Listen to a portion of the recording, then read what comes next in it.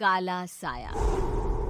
यूं तो बनारस घाट अपनी खूबसूरती के लिए बहुत प्रचलित है, पर घाट के किनारे कई राज लिए बैठे हैं। ये कहानी शुरू होती है बनारस के घाट के पास बने ममता निवास से, जहां प्रिया लाल जोड़े में ममता के घर उसकी बहू बनकर आती है।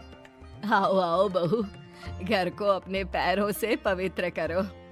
ममता घर की दहलीज पार कर ही रही होती है कि अचानक एक बहुत गंदी सी बास पूरे घर में फैल जाती है।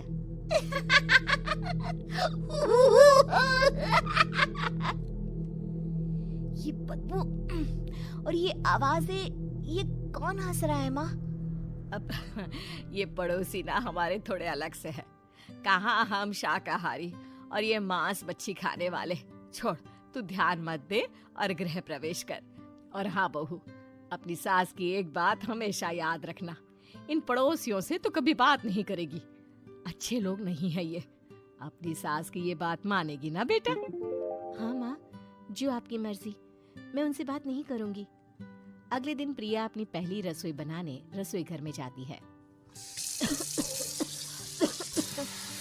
ये छोकी बात तो नाक में जा रही है। एक काम करती हूँ, खिड़की खोल देती हूँ। प्रिया खिड़की खोलने जाती है। इतने जाले, लगता है इस खिड़की को कभी खोला ही नहीं गया। पर ऐसा क्यों? ओह, नॉन वेज की स्मेल आती होगी ना। 2 मिनट के लिए खोल लेती हूँ, फिर बंद कर दूंगी। प्रिया खिड़की खोलती है। खिड़की खोलते ही उसकी नजर सामने वाले घर की खिड़की पर पड़ती है, जहाँ एक लड़की खड़ी होती है।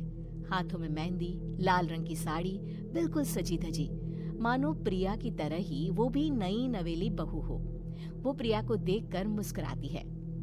हे भगवान, माँ ने तो इनसे बात करने को मना किया था। प्रिया फौरन ही खिड़की बंद कर देती है और तवे पर चढ़े रोटी की ओर देखने लगती है, पर वहाँ रोटी न होकर मछली पड़ी होती है। ये क्या?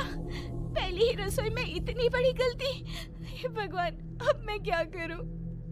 प्रिया बहुत डर जाती है और फौरन रसोई की सफाई करने और फिर सभी के लिए खाना बनाने लग जाती है। जब वो सबको खाना परोसती है, सब तो ठीक है, मैं बेकार में चिंता कर रही थी। हे भगवान, ऐसे ही बस अपनी कृपा बनाए रखना। रात के वक्त जब सब सो रहे होते हैं, तब प्रिया को पायल की आवाज सुनाई देती है, जिससे उसकी आंख खुल जाती है। ये पायल की आवाज कहाँ से आ रही है? प्रिया उठकर उस आवाज के पीछे छत की सीढ़ियों तक जाती है। तभी उसे बच्चे के रोने की आवाज आती है। प्रिया छत पर जाती है तो क्या देखती है? वही लाल साड़ी वाली लड़की अपनी गोद में एक नवजात बच्चे को घुमा घुमा कर सुला रही है। तभी प्रिया की नजर उसके पेट पर पड़ती है। ओह गॉड, ये तो प्रेग्नेंट भी है। सुनिए, बच्चा सो नहीं रहा है क्या? मैं कुछ मदद करूं?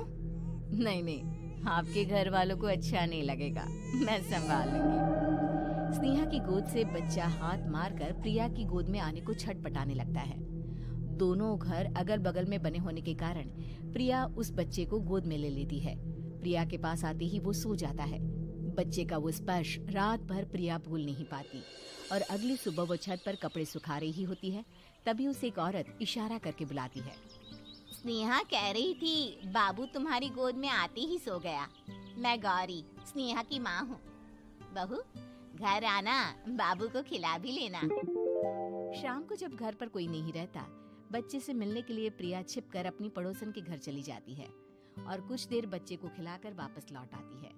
इसके कुछ दिन बाद ही प्रिया को पता चलता है कि वो माँ बनने वाली है। ममता की खुशी का ठिकाना नहीं रहता।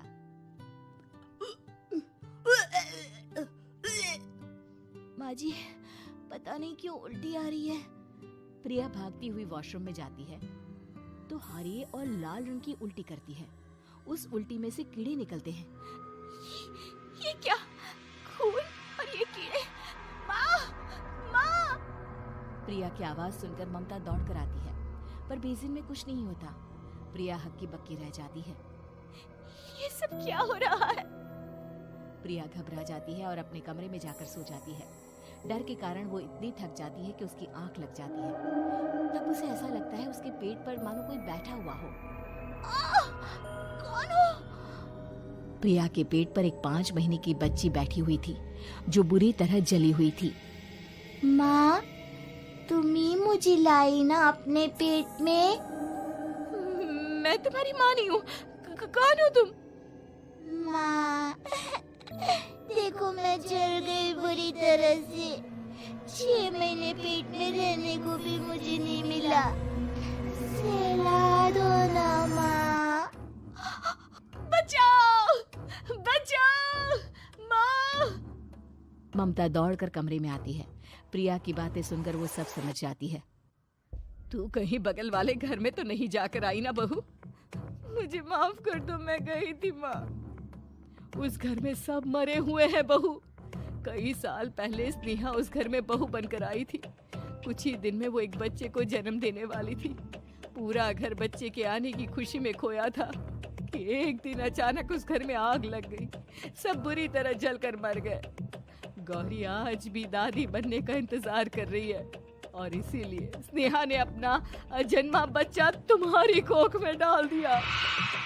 ममता ये कह रही होती है कि पीछे से उसके पैरों को एक बच्चा पकड़ लेता है। दादी, दादी।